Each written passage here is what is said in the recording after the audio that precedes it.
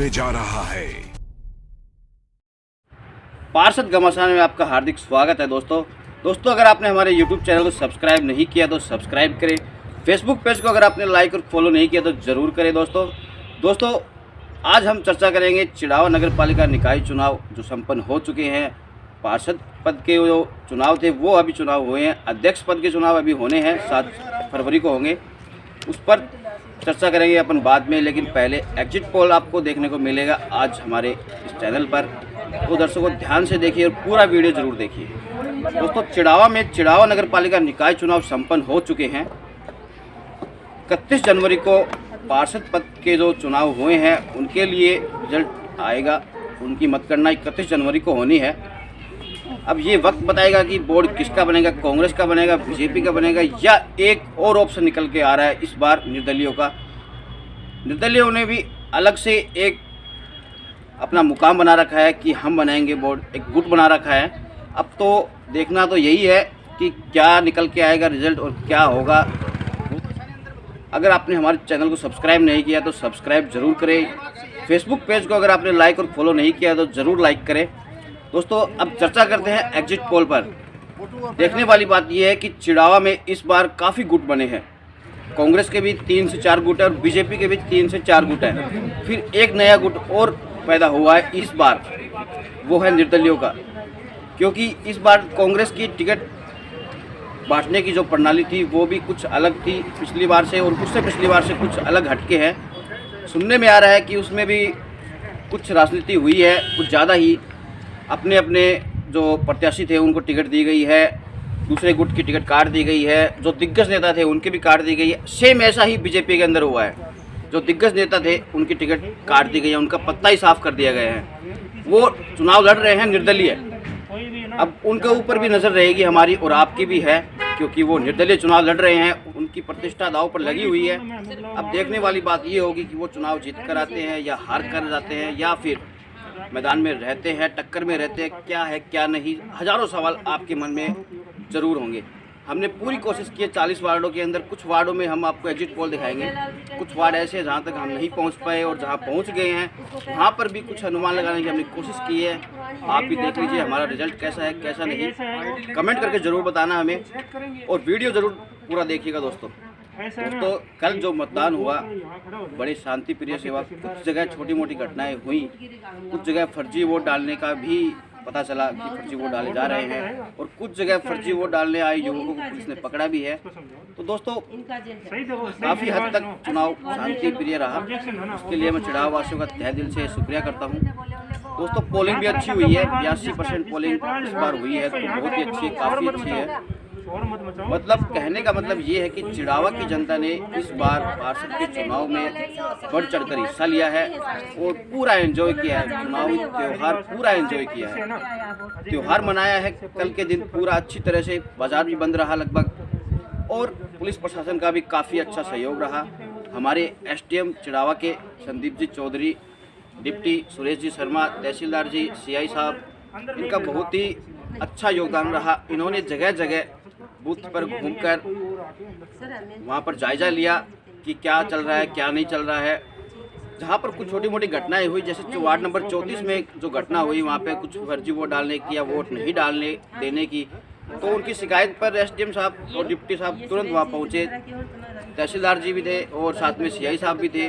तो उन्होंने जब एसडीएम साहब वहाँ पर आए तो हम वहीं मौजूद थे, और हमने देखा कि उन्होंने दोनों कैंडिडेट को अच्छी तरह से समझाया और उनको वार्निंग भी दी कि अगर दोबारा ऐसी शिकायत होती है तो आपके लिए बहुत बड़ी समस्या खड़ी हो जाएगी, और उनको समझा बुझाकर मामला रफा दफा किया और पोलिंग चालू रही। और एग्जिट पोल आप देखेंगे तो आपको पता लगेगा कि आगे क्या हुआ कैसे हुआ। वीडियो भी हम दिखाएंगे आपको कि एसडीएम साहब क्या कह रहे हैं, डिप्टी साहब क्या कह रहे हैं, कैंडिडेट को क्या समझा रहे हैं।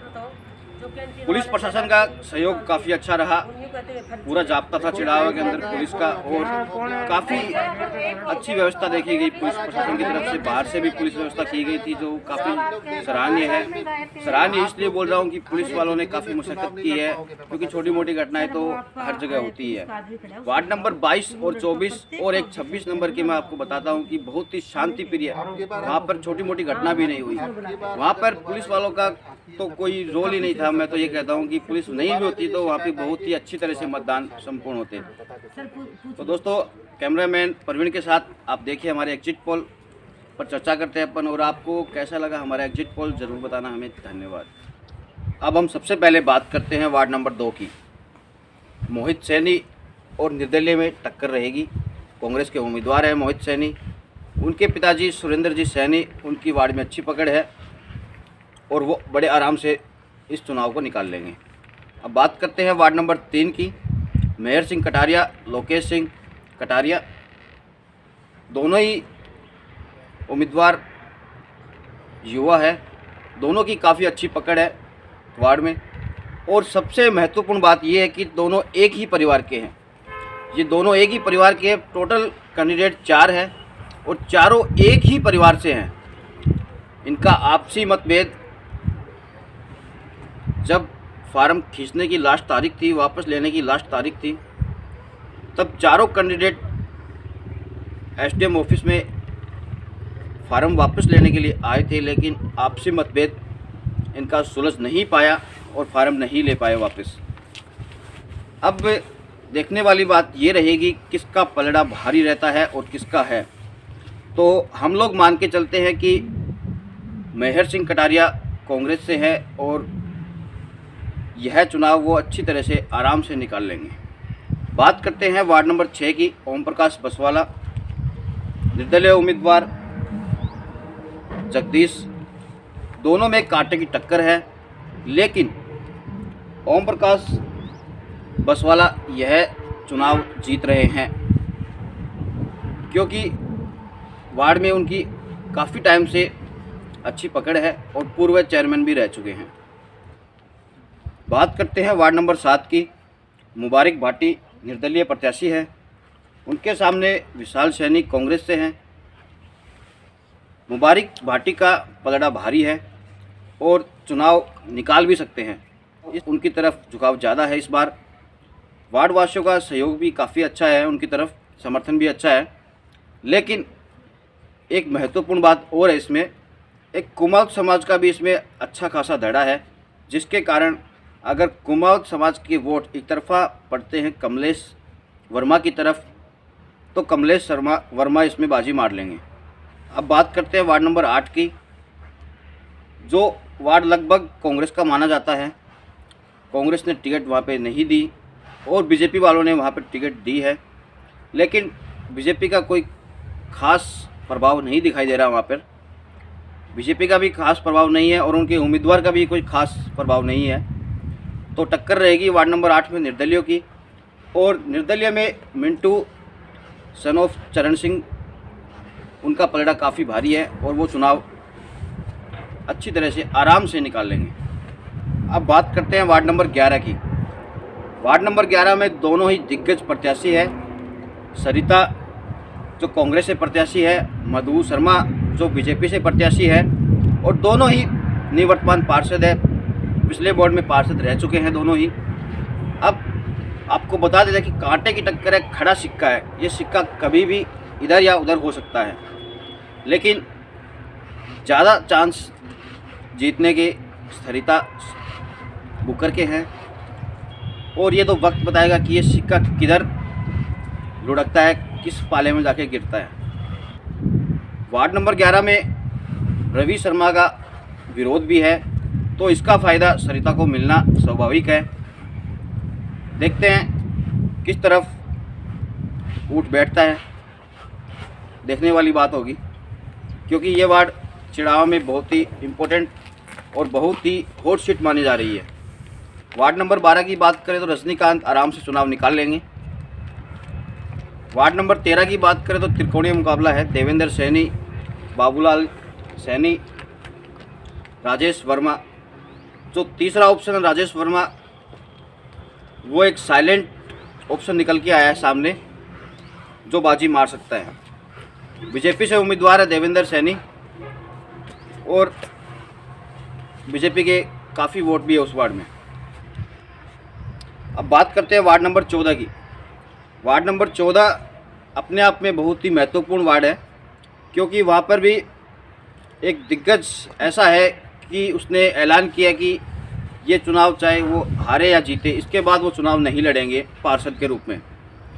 अब देखने वाली बात ये है कि उनका प्रभाव कितना रहता है, वार्ड वासियों पर कितना हावी है क्या नहीं। लेकिन उनके सामने जो प्रत्याशी है वो भी काफ़ी दमदार है, अभय सिंह। हम लोग मान के चलते हैं कि अभय सिंह जी इस बार विजयी रहेंगे। अब बात करते हैं वार्ड नंबर 17 की। जितेंद्र सिंह बसवाला चुनाव बड़े आराम से निकाल लेंगे, बड़े आराम से उनकी जीत संभव है। कुछ बदलाव होता भी है तो भी 10 या 20 वोटों से चुनाव जीत जाएंगे। बात करते हैं वार्ड नंबर 18 की, जो बहुत ही महत्वपूर्ण वार्ड और कैंडिडेट को हराने के लिए काफ़ी लोगों ने प्रयास किए हैं। लेकिन वार्ड नंबर 18 से सुमित्रा सैनी पीसीसी मेंबर आराम से चुनाव जीत लेंगी और चेयरमैन का दावेदार निर्दलीय गुट की तरफ से हम लोग उन्हीं को मान रहे हैं और काफ़ी ज़ोर शोर से प्रचार भी कर रही है वो सुमित्रा सैनी जी। अब देखने वाली बात ये रहेगी कि कितने वोटों से वो जीत का अंतर बढ़ाती है, कितने वोटों से उनकी जीत निश्चित होती है। अब बात करते हैं वार्ड नंबर 20 से। तो वार्ड नंबर 20 के में जो प्रत्याशी जो मुकाबले में है, जो आमने सामने है, मुकाबला त्रिकोणीय है और तीनों ही प्रत्याशी भाजपा को सपोर्ट करते हैं, भाजपा के कार्यकर्ता रहे हैं या है। जिनमें एक को टिकट मिली है संदीप केडिया, जी न्यूज़ के पत्रकार रिपोर्टर, उनकी धर्मपत्नी को। उनके सामने है गोपाल जी मिश्र, उनकी पत्नी निर्दलीय के रूप में चुनाव लड़ रही हैं। जो तीसरा प्रत्याशी है मनोज मेहमिया, उनकी धर्मपत्नी। मनोज मेहमिया निवर्तमान पार्षद है। तीनों ही कैंडिडेट बीजेपी भाजपा के होने से भाजपा को नुकसान साफ दिखाई दे रहा है, क्योंकि तकरार टिकट के लिए हो चुकी है वार्ड में और आमने सामने की टक्कर रहेगी तारा देवी, मनोज मेहमिया की धर्मपत्नी अंजू देवी में। कुछ लोगों का कहना है कि मनीषा केडिया चुनाव जीत चुकी हैं। तो दोस्त, अब देखने वाली बात ये रहेगी कि वो चुनाव निकाल पाते हैं या नहीं। हमें तो असंभव सा लग रहा है अभी। अब वो तो वक्त बताएगा कि क्या होगा क्या नहीं। 31 जनवरी को 9 बजे गणना शुरू हो जाएगी। अब बात करते हैं वार्ड नंबर 21 की। ये वार्ड कांग्रेस वर्सेस कांग्रेस हो गया है, क्योंकि महेश कटारिया कांग्रेस के प्रत्याशी है, सुमित्रा सैनी है स्वर्गीय ओम प्रकाश जी की पुत्र वधू है और उनकी राजनीतिक बैकग्राउंड तो आपको पता ही है। सुमित्रा सैनी जो पीसीसी मेंबर है, उनकी भाभी है, वह है सुमित्रा सैनी। तो यह मुकाबला कांग्रेस वर्सेस कांग्रेस हो चुका है। अब देखने वाली बात ये रहेगी कि वार्डवासी कौन सी कांग्रेस को सपोर्ट करते हैं। दोनों ही कांग्रेस के उम्मीदवार हैं, भले ही प्रत्यक्ष रूप से हो या अप्रत्यक्ष रूप से, लेकिन है दोनों कांग्रेस के ही। लोग मान के चलते हैं कि महेश कटारिया यह सीट आराम से निकाल लेंगे। अब बात करते हैं वार्ड नंबर 22 की। अनूप बघेरिया सावरमल हलवाई में बराबर की टक्कर है, कांटे की टक्कर है। कुछ दिनों पहले ही अनूप बघेरिया एक तरफा जीत रहे थे 22 नंबर में, लेकिन जैसे जैसे चुनाव नज़दीक आया वैसे वैसे माहौल बदलता गया और जीत का जो अंतर है वो हमारे हिसाब से 50-60 वोटों का रहेगा, क्योंकि आमने सामने की टक्कर है और पोल भी अच्छे हुए हैं, वोट पोलिंग भी अच्छी हुई है। लेकिन फिर भी अनूप बघेरिया यह सीट आराम से निकाल लेंगे बीजेपी के लिए। अब बात करते हैं वार्ड नंबर 23 से। वार्ड नंबर 23 महत्वपूर्ण इसलिए है कि वहाँ पर दिग्गज नेता की टिकट काट दी गई भाजपा द्वारा, या भाजपा के जो अधिकारी है, पदाधिकारी है, उनके द्वारा। टिकट काटने का कारण तो सामने नहीं आया अभी तक, लेकिन एक दिग्गज का टिकट काटना कहाँ तक के सही है वो हमें समझ नहीं आ रहा। सुरेश जलिंद्रा की टिकट काट दी गई वहाँ पे उनकी जगह टिकट दी गई महेंद्र चिजारा को, जो बघेरिया के काफ़ी नज़दीक माने जाते हैं। और यह चुनाव भी उन्होंने ही महेंद्र को चुनाव लड़वाया है वार्ड नंबर 23 से।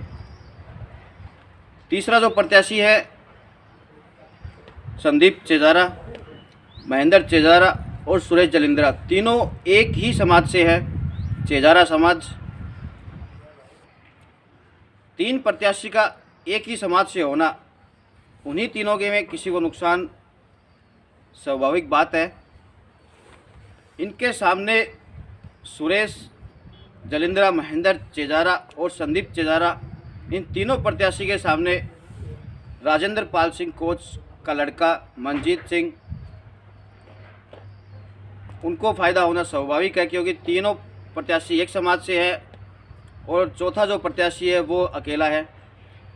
तो फ़ायदा साफ नज़र आ रहा है कि मंजीत को फ़ायदा मिलेगा। कांग्रेस से प्रत्याशी है, कांग्रेस का बोर्ड बनना लगभग तय बताया जा रहा है। बाज़ार में, मार्केट में, चिड़ावा में किसका बोर्ड बनेगा वो बात की बात है, लेकिन जो मार्केट में जो हवा है वो यही है कि कांग्रेस का बोर्ड बनना तय है। कांग्रेस की सरकार है राजस्थान में, उसका भी फ़ायदा है कांग्रेस को। सभी वार्ड में जो कांग्रेस के जो प्रत्याशी है उनको थोड़ा थोड़ा फ़ायदा तो मिल ही रहा है। वार्ड नंबर 23 में मुकाबला आमने सामने का है, त्रिकोणीय मुकाबला नहीं है। जो लोग आपस में चर्चा करते हैं कि मामला त्रिकोणीय है, हमें नहीं लगता कि वहाँ मामला त्रिकोणीय है। सीधी टक्कर रहेगी सुरेश जलिंद्रा और मंजीत, कांग्रेस के प्रत्याशी हैं उनके आमने सामने। क्योंकि सुरेश जलिंद्रा का यह वार्ड काफ़ी पुराना है, इस वार्ड से काफ़ी बार पार्षद रह चुके हैं, 3 से 4 बार इसी वार्ड से रह चुके हैं, तो जाहिर सी बात है अच्छी पकड़ है उनकी। अब ये जनता को फैसला करना है, वार्ड वासियों को फैसला करना है कि नया पार्षद चुनते हैं या फिर पुराने वाले को ही वापस से दोबारा लाते हैं। इस वार्ड में कहना मुश्किल है कि मंजीत जीतेगा या फिर सुरेश जी या फिर जलिंद्रा। इस वार्ड में कहना मुश्किल है कि कौन सा प्रत्याशी जीतेगा। फिर भी हमारे सर्वे के अनुसार मंजीत चुनाव जीत रहे हैं, राजेंद्र पाल सिंह के जो लड़के हैं वो चुनाव जीत रहे हैं। अब बात करते हैं वार्ड नंबर 24 से। वार्ड नंबर 24 भी ऐसा वार्ड है, चुनाव में सुर्खियों पर बना हुआ वार्ड है। कारण ये है कि भाजपा वर्सेस भाजपा का चुनाव है वहाँ पे। वो कैसे, मैं आपको समझा देता हूँ कि महेंद्र मोदी, उनको टिकट मिली है भाजपा से। प्रेम बघेरिया वो चुनाव लड़ रही है निर्दलीय, लेकिन वो उनका परिवार दूसरे वार्ड 22 वार्ड में भाजपा से चुनाव लड़ रहे हैं और चेयरमैन के दावेदार भी अपने आप को बता रहे हैं। वार्ड नंबर 24 से बघेरिया पिछली बार 15-20 वोटों से हार गए थे जोगेंद्र कटेवा के सामने। तो बघेरिया की काफ़ी अच्छी पकड़ है अपने वार्ड में, वार्ड नंबर 24 में। और हम लोग, हमारी टीम सर्वे के अनुसार वार्ड में वही जीत रहे हैं। वार्ड नंबर 25 की बात करते हैं तो हमारे हिसाब से एक तरफा मुकाबला था वहाँ पे। सरिता देवी चुनाव जीत रही हैं आराम से। अब बात करते हैं वार्ड नंबर 26 की। योगेंद्र कटेवा और अनिल वर्मा, रमेश स्वामी, त्रिकोणीय मुकाबला था कुछ दिनों पहले, लेकिन बाज़ार की जो चर्चाएं हैं, जो वार्ड की जो चर्चा है, उनमें से निकलकर एक बात सामने आई कि अनिल वर्मा और रमेश स्वामी दोनों एक हो गए। रमेश स्वामी ने अपना समर्थन अनिल वर्मा को दिया। अगर ये सत्य है तो योगेंद्र कटेवा 20 से 25 वोटों से हारने वाले हैं, और अगर ये सत्य है तो योगेंद्र कटेवा 50 से 60 वोटों के अंतर से यह चुनाव जीत लेंगे बड़े ही आराम से। तो दोस्तों, वार्ड नंबर 26 में योगेंद्र कटेवा के समर्थक कटेवा की जीत बता रहे हैं 200 प्लस से। उनको हम गलत ठहराकर 50 या 60 वोटों के अंतर से वो जीत जाएंगे, ऐसा हमारा सर्वे कहता है। अब बात करते हैं वार्ड नंबर 27 की। सुभाष शर्मा, निरंजन लाल शर्मा, सुभाष जी पूर्व चेयरमैन, उनकी धर्मपत्नी मधु शर्मा पूर्व चेयरमैन, निवर्तमान चेयरमैन, निरंजन लाल शर्मा पूर्व उपाध्यक्ष। दोनों में कांटे की टक्कर है और दोनों एक दूसरे के घोर विरोधी है। हाल ही में हमने दोनों ही प्रत्याशी का इंटरव्यू लिया था, आपने देखा होगा। अब देखने वाली बात यह है कि दोनों में से बाजी कौन मारता है। सुभाष शर्मा का कुछ दिनों पहले तक कोई माहौल नहीं था वार्ड में, उनका अच्छा खासा विरोध था वार्ड में, लेकिन जैसे ही चुनाव नज़दीक आए वैसे ही चुनाव में पकड़ बनाते गए और चुनाव के पहले दिन तक, परसों के दिन तक आपस में एक कड़ी टक्कर हो गई थी दोनों की। लेकिन उनका विरोध आज भी है, कल भी था। जिस दिन वोट पड़े, जिस दिन वोट पोल हुए, उस दिन भी विरोध कायम था। कुछ छोटी मोटी घटनाएं उनके बूथ में हुई भी, फर्जी वोट को लेकर पुलिस प्रशासन ने बड़ी आसानी से उनको संभाला, फर्जी वोट पोल नहीं होने दिए। तो दोस्तों 27 नंबर वार्ड से निरंजन लाल शर्मा बड़े आराम से चुनाव जीत लेंगे। अब बात करते हैं वार्ड नंबर 28 से। वार्ड नंबर 28 में संजू शर्मा आराम से चुनाव जीत रहे हैं, एक तरफा चुनाव जीत रहे हैं, क्योंकि जो ढाई गली बताते हैं कबूतर खाना से खेतड़ी रोड की तरफ जाते हैं, तो उन ढाई गली का एक तरफा वोट पड़ना उनकी जीत निश्चित करता है। अब बात करते हैं वार्ड नंबर 29 की। सुरेश भूकर वर्सेस सत्यपाल जांगिड़। टक्कर बराबर की है, प्रत्याशी बराबर के नहीं है। हमारा सर्वे कहता है कि सुरेश भूकर यह चुनाव बड़े आराम से निकाल चुके हैं और आगे जो रिज़ल्ट आएगा उसमें आपको देखने को मिलेगा कि 50 या 60 वोटों के अंतर से चुनाव जीत लेंगे। अब बात करते हैं वार्ड नंबर 30 की। सुरेश भूकर की माताजी हैं और उनके सामने अमीलाल जी झाझड़िया की धर्मपत्नी है। माहौल दोनों का काफ़ी अच्छा था और टक्कर दोनों में बराबर की। कड़ा सिक्का यहाँ पर भी देखने को मिला कि जीत बताना संभव नहीं है कि कौन सा प्रत्याशी जीत सकता है या जीत गया। अब बात करते हैं वार्ड नंबर 32 की, जिसमें हर एक वोट का मायना है। वो इसलिए क्योंकि यहाँ पर एक तबका ऐसा भी है जिनके एक 250 प्लस वोट है। भाटिया समुदाय जो है वो जिसकी तरफ झुकाव डालता है वही प्रत्याशी चुनाव जीतेगा, वही प्रत्याशी पार्षद बनेगा। सर्वे के अनुसार विनोद का पलड़ा भारी है और वह चुनाव जीत रहे हैं। अब बात करते हैं वार्ड नंबर 33 की। वार्ड नंबर 33 में एक ऐसे प्रत्याशी है राजेंद्र पाल सिंह कोच, जिन्हें चिड़ावा ही नहीं, चिड़ाव के आसपास के बड़े बड़े दिग्गज नेता उनको हराने पर उतारू हो गए थे। एक बार स्थिति ऐसी भी बनी कि वहाँ पर निर्विरोध होने का भी समय आ गया था, लेकिन बड़े नेताओं ने अपना प्रत्याशी बनाया किसी को, लेकिन चुनाव निर्विरोध नहीं हो पाया। और आज की जो स्थिति है, सबसे एक बात और बता देता हूँ मैं आपको कि चिड़ाव में सबसे छोटा वार्ड यही है। 200 प्लस वोट है यहाँ पे, 209 या 210 के आसपास वोट है यहाँ पे। इस वार्ड में हमारे हिसाब से राजेंद्र पाल सिंह कोच 160 प्लस वोटों के साथ रहेंगे और उनकी जीत निश्चित है। अब बात करते हैं वार्ड नंबर 34 से, जहां पर दो दिग्गज नेताओं की धर्मपत्नियां आमने सामने हैं।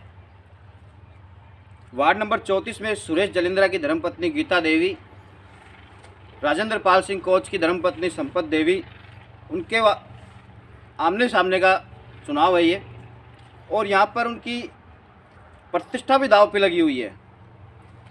चिड़ावा का सबसे चर्चित वार्ड है वार्ड नंबर 34, और जब कल चुनाव हो रहे थे पोलिंग बूथ पर, तो भी वहाँ पर एक छोटी सी घटना भी हुई, जहाँ पर एसडीएम साहब और तहसीलदार साहब, डिप्टी साहब, सीआई साहब, सभी लोग वहाँ पर आए। प्रशासन, पूरा प्रशासन वहाँ पर आ गया था एक बार तो, और उन्होंने दोनों प्रत्याशी को समझा बुझाकर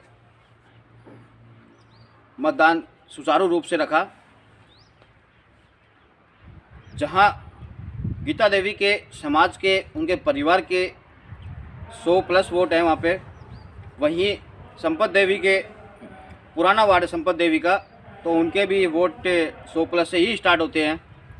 दोनों में कांटे की टक्कर देखने को मिल रही है, और बड़ा ही रोमांचक चुनाव बन गया था एक बार तो। और अभी जो हमारा सर्वे कहता है, संपत देवी चुनाव आराम से निकाल लेंगी। अब बात करते हैं वार्ड नंबर 35 की, जहां पर मुकाबला त्रिकोणीय है।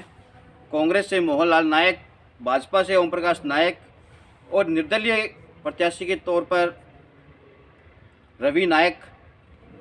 यहाँ पर कुछ भी कहना संभव नहीं है, कौन सा प्रत्याशी 20-50 वोटों से जीतेगा, यह कहना असंभव है। अब बात करते हैं वार्ड नंबर 38 की। चिड़ावा का सबसे बड़ा वार्ड, सबसे ज़्यादा उम्मीदवार इसी वार्ड में हैं। 1100+ वोट है इसमें, और 8 प्रत्याशी मैदान में हैं।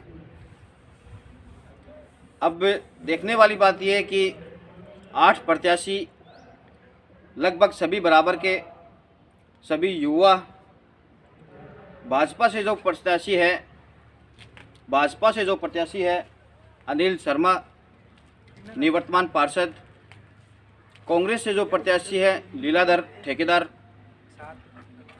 इसके बाद निर्दलीय प्रत्याशी के तौर पर शशिकांत चेजारा, जिन्होंने भाजपा की टिकट के लिए दावेदारी की थी, उनको टिकट नहीं मिली। इसके बाद में निर्दलीय प्रत्याशी के तौर पर है आशीष चेजारा। 4 उम्मीदवार आमने सामने। अब कौन सा उम्मीदवार किस पर भारी, यह भी कहना संभव है।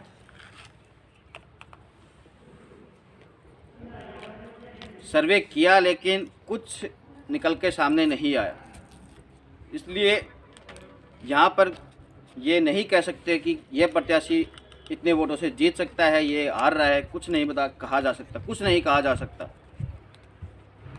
दोस्तों, आपको एक बात और बता देते हैं, इस बार चिड़ावा में विकास कार्यों के मुद्दों पर चुनाव किसी भी पार्षद ने, भावी पार्षद ने, निवर्तमान पार्षद ने, किसी ने भी चुनाव नहीं लड़ा। सभी की आपसी लड़ाई या फिर चेयरमैन बनने का सपना, काफ़ी कुछ विकास कार्यों से हटके मुद्दे हैं इनके अब की बार। तो ये चिंताजनक विषय है। और वैसे जनता तो विकास कार्यों के लिए ही पार्षद चुनती है, और उन्हीं के लिए चुनना भी चाहिए। इस बार नोट के बदले वोट, शराब के बदले वोट, यह एक चिंताजनक विषय है। और आज के जो युवा है, मेरे हिसाब से वही इस चलन को बंद कर सकते हैं। बाकी 31 जनवरी को मतगणना स्टार्ट होगी सुबह 9 बजे, तो हमारे सामने आएगा कि कौन सा प्रत्याशी जीत रहा है, जीत गया। और उस समय थोड़ा थोड़ा पिक्चर भी साफ होती जाएगी, चेयरमैन कौन बनेगा। अब प्रत्याशी, जो पार्षद के प्रत्याशी हैं, जनता ने अपना काम किया, उनको वोट दिया, अच्छी वोट पोलिंग की। 82% वोट पोलिंग कम नहीं होती, काफ़ी होती है, पिछली बार से बहुत ज़्यादा है। जनता ने अपना जो फ़र्ज़ था वो निभाया। अब जो पार्षद के प्रत्याशी जीत के आएंगे, जो पार्षद बनेंगे, क्या वो अपना फ़र्ज़ निभाएंगे? उन्होंने जो वादे किए हैं कि हम लोग इस कैंडिडेट को वोट देंगे या इसको देंगे, इसको चेयरमैन बनाएंगे, क्या वो वादे पूरे करेंगे? विकास कार्यों के वादे तो कहीं देखने को ही नहीं मिले। कुछ एक वार्डों में कुछ एक प्रत्याशियों ने विकास कार्यों के वादे किए हैं, लेकिन ज़्यादा कुछ कहीं देखने को नहीं मिला। बाकी जनता जनार्दन होती है, सब समझती है जनता, और चेयरमैन बनाना जनता के हाथ में नहीं था। ये पार्षद ही तय करेंगे कि कौन नगर पालिका चेयरमैन अध्यक्ष की कुर्सी पर बैठेगा, कौन नहीं बैठेगा। तो दोस्तों हमारे साथ जुड़े रहें, आगे चेयरमैन के बारे में भी अपन चर्चा करेंगे। अगला वीडियो बहुत जल्द आएगा, तो देखते रहिए। जय हिंद, जय भारत।